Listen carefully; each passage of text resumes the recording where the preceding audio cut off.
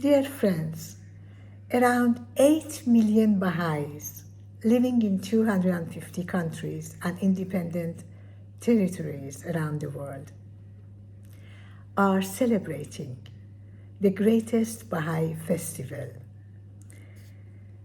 known as Ridvan. The 12-day-long festival marks the declaration of Baha'u'llah in 1863 in a garden where the avenues were filled with flowers, and the garden was named Ridvan, meaning paradise. Baha'u'llah declared his divine mission to multitudes there who had come to see him one last time before his further exile. Yes, Baha'u'llah was born in Iran and had lived a luxury, but was later an exile for 40 years by the commanding forces of the two powerful monarchs of his time, one of Iran and one of the Ottoman Empire. And yet, his message spread far and wide, and he became the object of the deepest reverence and love. In Baghdad, where he had first been exiled, the news of his further exile caused a rare commotion amidst the inhabitants of the city, because Baha'u'llah had been a true guide to them and had warmed their hearts by his love and kindness for a full decade. They were sorrow-stricken at the very thought of separation from him. Huge crowds set out to pay their respects to Baha'u'llah.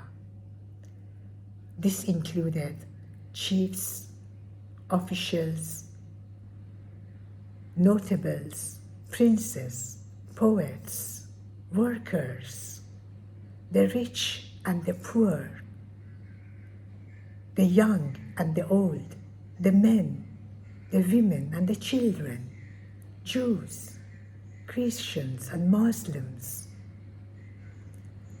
And the house was not large enough to accommodate them.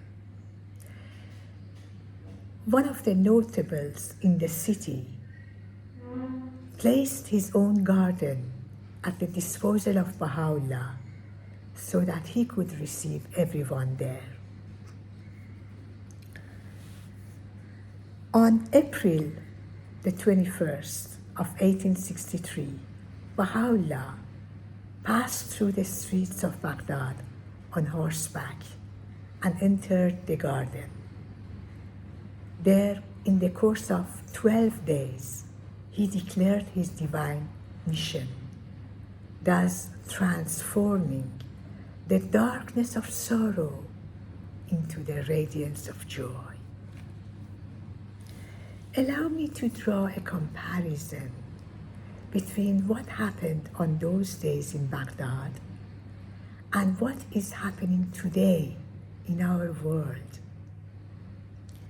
Just as the gloom of sorrow was turned into utter joy in Baghdad,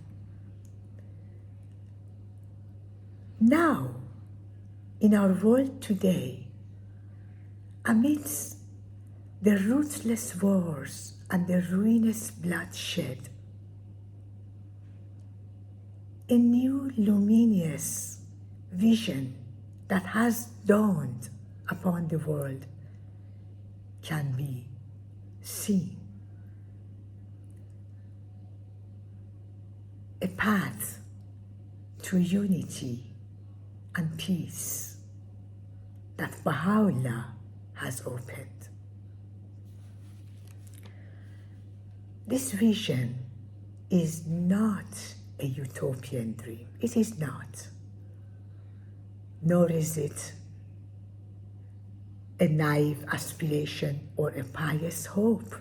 It is a reality, one that has already started taking shape, drawn from every religion, race, culture, language, and ethnicity. There exists a world community, a full spectrum of humanity, the Baha'i world community, whose only goal is to build a peaceful world.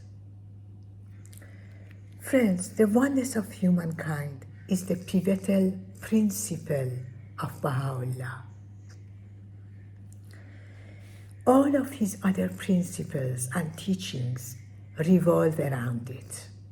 He clearly stated that the foundation of all the religions is one. They come from age to age because the needs, the understanding, and the capabilities of human beings change and develop.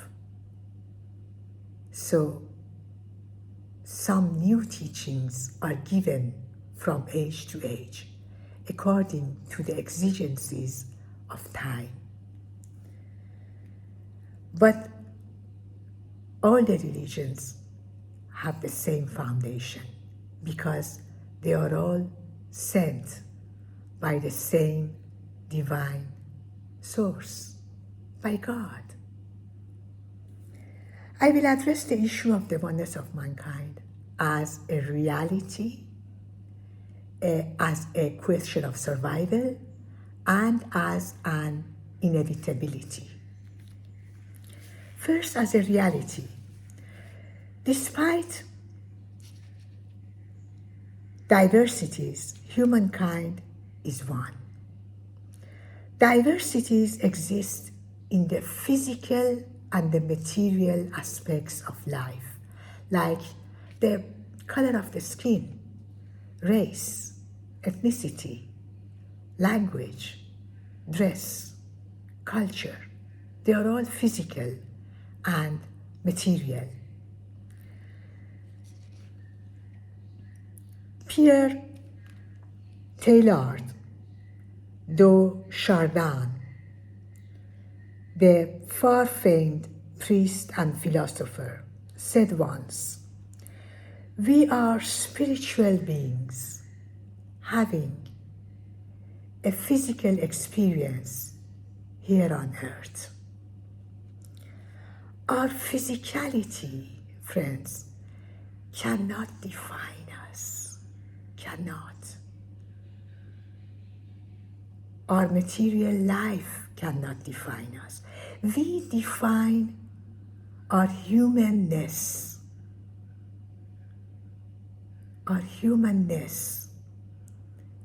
in terms of our soul. We are humans because of our human soul, which is exclusively bestowed on us. It is not given to minerals, not to plants, not to birds or animals. It is ours alone. It is our prized possession. A soul that is eternally ours, never to die. Each and every one of us has this soul, and we alone have this soul.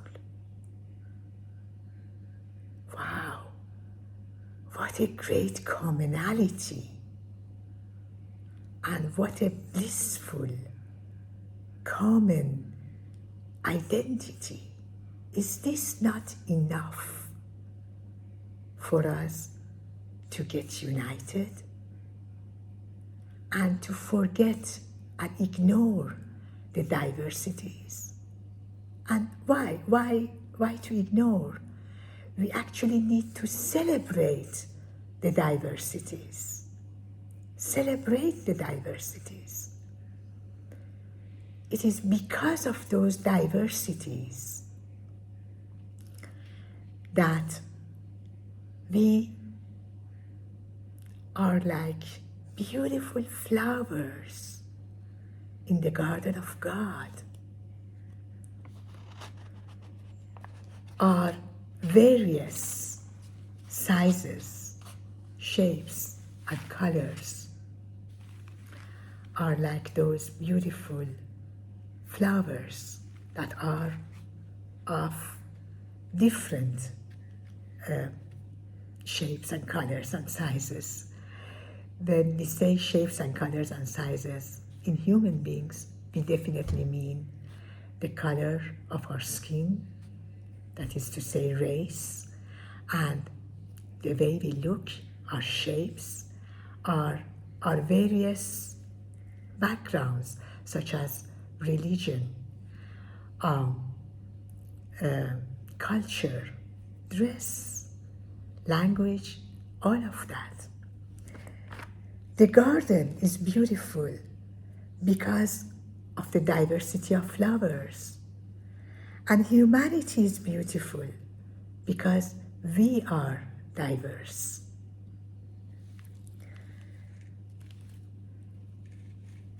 Migration, international trade, and the most crucial issue of the destruction of the ozone layer and climate change are issues that can hardly be solved by any nation on its own. All of these problems and issues make all the nations and countries interdependent.